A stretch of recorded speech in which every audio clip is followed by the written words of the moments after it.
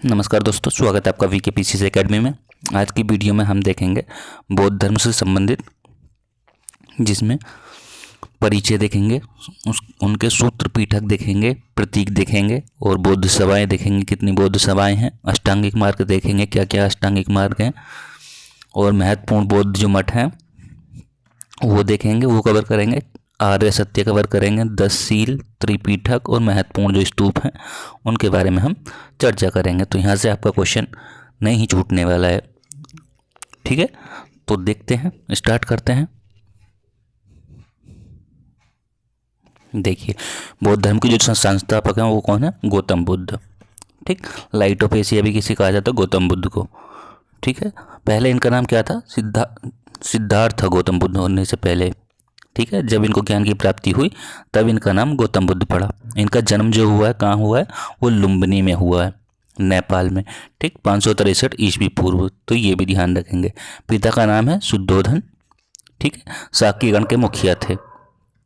यदि इनकी माता देखें तो माता का नाम माया देवी था, और इनके जन्म के 7वें दिन ही इनकी मृत्यु हो गई थी, इनकी माता की, ठीक है। इनका जो लालन पालन था, ठीक है, तो वो किया था इनकी मौसी ने, ठीक है। चलिए आगे देखते हैं। देखिए, लालन पालन जो किया था प्रजापति गौतमी ने किया था, जो इनकी मौसी थी। इनके बचपन का नाम क्या था? सिद्धार्थ था, ठीक है। 16 वर्ष की अवस्था में इनकी जो विवाह हुआ वो यशोधरा के साथ हुआ था। पत्नी का नाम जो था वो यशोधरा था। इनके पुत्र का नाम क्या था? वो राहुल था, ठीक है। चलिए आगे देखते हैं।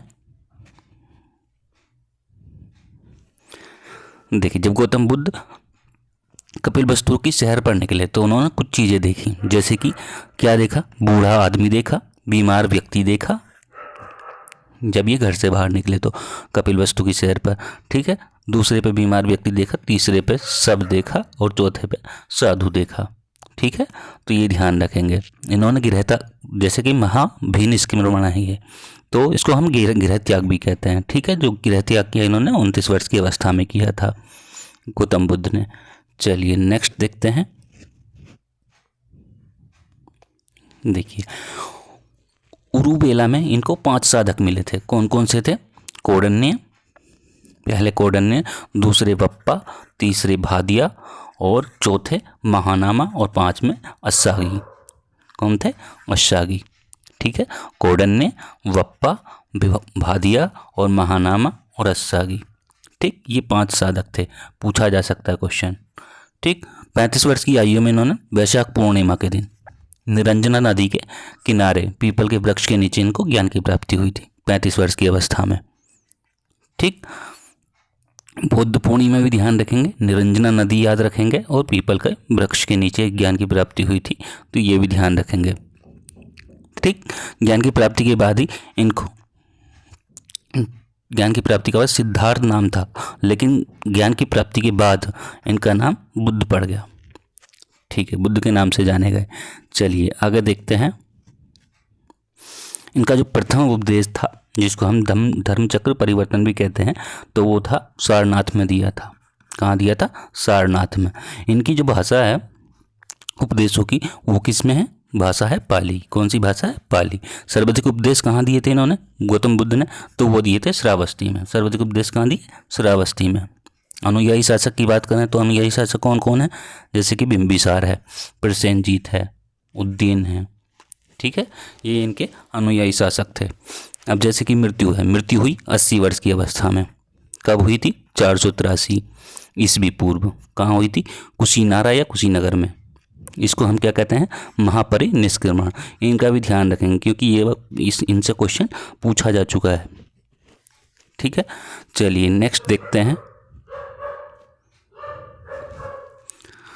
देखिए, कैंटोन अभिलेख, कुछ अभिलेख देखते हैं।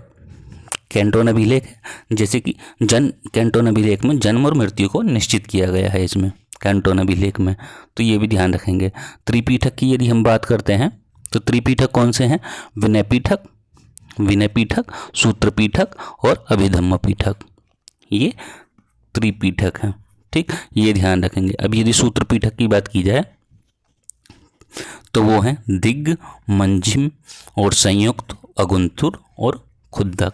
तो ये भी ध्यान रखना है। यदि हम त्रिरत्न की बात करें, गौतम बुद्ध के तीन रत्न कौन से थे? जैसे कि बुद्ध है, धम्म है, संघ है।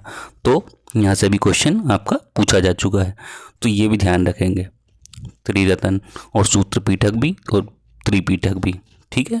अब यदि बात करते हैं थेरवाद जो मत है वो पाली भाषा में त्रिपीठक का सबसे पुराना है। ठीक, चलिए नेक्स्ट आगे देखते हैं। देखिए, बौद्ध धर्म जो है अनिश्वरवादी है। ठीक है, आत्मा पर विश्वास नहीं करता है, ईश्वर पर करता है। ठीक, बुद्ध धर्म में पुनर्जन्म की मान्यता है, विश्व दुखों से भरा है। यह मत जो है कहाँ से लिया गया? उपनिषद से लिया गया है। विश्व दुखों से भरा है कहाँ से लिया गया है? ये लिया गया है हमारा उपनिषद से। ठीक, बौद्ध संघ में सम्मिलित होने के लिए न्यूनतम आयु कितनी होनी चाहिए? न्यूनतम आयु जो है वो 15 वर्ष होनी चाहिए। ठीक, बौद्ध संघ में प्रविष्ट होने को क्या कहा जाता है? उपसंपदा कहा जाता है। क्या कहा जाता है? उपसंपदा कहा जाता है। यदि इसमें और इनकी विशेषताएं देखें तो जैसे कि स्त्री और पुरुषों के लिए एक अलग अलग संघ था। ठीक है, संघ में जो है अनेक व्यक्तियों को रोका भी गया था। जैसे कि किस किस को रोका गया था? जैसे कि कर्जदार को रोका गया, रोगी को रोका गया, अपराधी को रोका गया, दास को रोका गया, और जैसे सैनिकों को भी रोका गया। ठीक है, और यदि बात करें तो न्यूनतम आयु कितनी थी? 15 वर्ष थी। चलिए आगे देखते हैं। देखिए, अब यदि बात करें जन्म का प्रतीक क्या था? वो था कमल। क्या था? कमल था। गृह त्याग का प्रतीक जो था वो घोड़ा था। तो ये भी ध्यान रखेंगे। ज्ञान का प्रतीक पीपल था। प्रथम उपदेश चक्र, और निर्वाण जो है पद चिन्ह, और मृत्यु जो है स्तूप। तो ये सब इनके क्या थे? प्रतीक थे। चलिए नेक्स्ट देखते हैं। अब देखते हैं कुछ बौद्ध संगीति। ठीक, प्रथम बौद्ध संगीति कब हुई थी? वो हुई थी 483 ईस्वी पूर्व में। कहाँ हुई थी? पहली हुई थी राजगृह में। ठीक, इसके जो अध्यक्ष थे वो कौन थे? महाकश्यप थे। और इसके शासनकाल की बात करें तो इस समय शासनकाल जो था वो अजातशत्रु का था।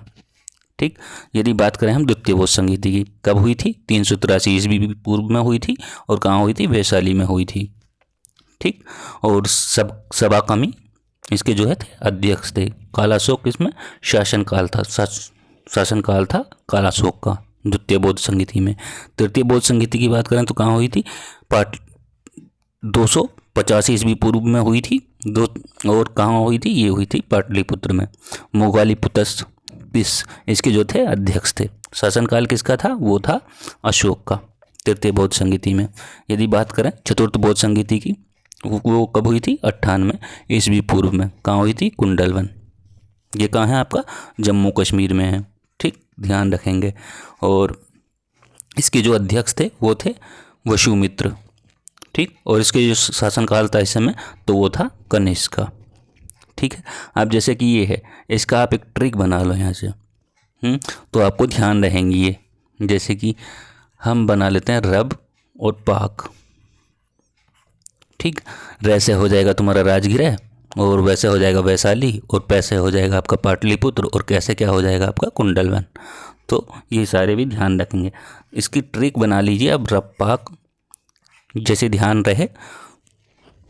ठीक, यहाँ से क्वेश्चन तो कई बार पूछा गया, लेकिन इसका क्रम भी पूछा गया है, तो ये भी ध्यान रखेंगे। चलिए नेक्स्ट देखते हैं। देखिए, बौद्ध धर्म को हीनयान और महायान में बांटा गया था। हीनयान और महायान में। अब यदि सांसारिक दुखों के 4 आर्य सत्य की बात करें, सांसारिक दुखों के 4 आर्य सत्य की बात करें तो कौन कौन से हैं? दुख है, दुख समुदाय है, दुख निरोध है, और दुख निरोधगामिनी प्रतिपदा है। तो ये 4 आर्य सत्य हैं। चलिए नेक्स्ट देखते हैं आगे। अब बात करते हैं हम अष्टांगिक मार्ग की। अष्टांगिक मार्ग 8 हैं। ठीक, कौन कौन से हैं? साम्यक दृष्टि, देखने का नजरिया। ठीक, दूसरा है साम्यक संकल्प, यदि आप कोई भी संकल्प लेते हैं तो उसको पूरा करते हैं। ठीक, वाणी यानी बोलचाल। ठीक, सामयिक वाणी ये हो गया तीसरा। सामयिक कर्मांत ये हो गया चौथा। सामयिक आजीव ये हो गया आपका पांचवा। सामयिक व्यायाम, अब जैसे कि व्यायाम बहुत ज़रूरी है तो ये भी ध्यान रखेंगे। सामयिक स्मृति यानी कि मेमोरी, आपकी सोचने की क्षमता। ठीक, सामयिक समाधि ये हैं आपके अष्टांगिक मार्ग। चलिए नेक्स्ट देखते हैं। अब देखिए, बौद्ध धर्म, निर्वाण जो है बौद्ध धर्म का परम लक्ष्य है। निर्वाण बौद्ध धर्म का क्या है? परम लक्ष्य है, जिसका अर्थ क्या होता है? दीपक का बुझ जाना। क्या अर्थ होता है? दीपक का बुझ जाना। अब देखिए कुछ देखते हैं जिनको मानता है बौद्ध धर्म जो है, किन किन को मानता है, जैसे कि अहिंसा है और सत्य पे विश्वास करता है। चोरी न करना, अपरिग्रह यानी कि किसी भी प्रकार की संपत्ति न रखना। शराब का सेवन न करना, असमय भोजन न करना, सुखप्रद बिस्तर पर नहीं सोना, धन संचय न करना और स्त्रियों से दूर रहना और नृत्य गान से दूर रहना। तो ये सब बौद्ध धर्म मानता है इनको। ठीक है, चलिए नेक्स्ट देखते हैं। देखिए, बुद्ध ने जो है मध्यम मार्ग का उपदेश दिया था।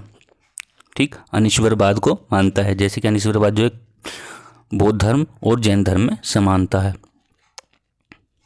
सर्वाधिक बुद्ध मूर्तियों का निर्माण जो हुआ है वो कैसी में हुआ है? गांधार शैली में किया गया है। ठीक, प्रथम जो मूर्ति थी मथुरा कला में बनी है बुद्ध की। ठीक, भारत में उपासना की जाने वाली प्रथम मूर्ति जो थी वो बुद्ध की थी। नेक्स्ट बढ़ते हैं। अब देखते हैं कुछ मठ, जैसे कि हिमाचल में जो कुछ मठ हैं, जैसे कि टाबो मठ है, नामग्याल मठ है, सासुर मठ है, तो ये हैं हिमाचल में। ठीक, लद्दाख के कौन कौन से हैं? लद्दाख में है हेमिस मठ और थिकसे मठ। तवांग मठ कहाँ है? अरुणाचल में है। बोधिमंडा मठ कहाँ है? बिहार में। रोमटेक मठ ये सिक्किम में, और नामट्रोलिंग मठ कहाँ है? कर्नाटक में है। ठीक है, चलिए अब कुछ स्तूप देखते हैं। अब जैसे कि अवशेष स्तूप, यानी कि पहला है, दूसरा है, तीसरा है और ये चौथा है। ठीक, अवशेष स्तूप कौन सा है? सांची का स्तूप, जिसमें बौद्ध धर्म और धार्मिक व्यक्तियों के अवशेष मिलते हैं। ठीक, वस्तु स्तूप देखें दूसरा, तो बुद्ध और उनके शिष्य से संबंधित है वैशाली का स्तूप। स्मारक स्तूप की बात करें तो अनुराधा, श्रीलंका के अनुराधापुर का स्तूप है स्मारक। प्रतीकात्मक स्तूप देखें तो लेह स्तूप है और ये मन्नत स्तूप है। ठीक है, चलिए आज की वीडियो में इतना ही। यदि वीडियो अच्छी लगे तो लाइक करें, कमेंट करें, ज़्यादा से ज़्यादा वीडियो को शेयर करें, चैनल को सब्सक्राइब करें और टेलीग्राम से जुड़ने के लिए आपको वीडियो के डिस्क्रिप्शन बॉक्स में लिंक मिल जाएगा, तो आप वहाँ से जुड़ सकते हैं। ठीक है, मिलते हैं नेक्स्ट वीडियो में, तब तक के लिए धन्यवाद।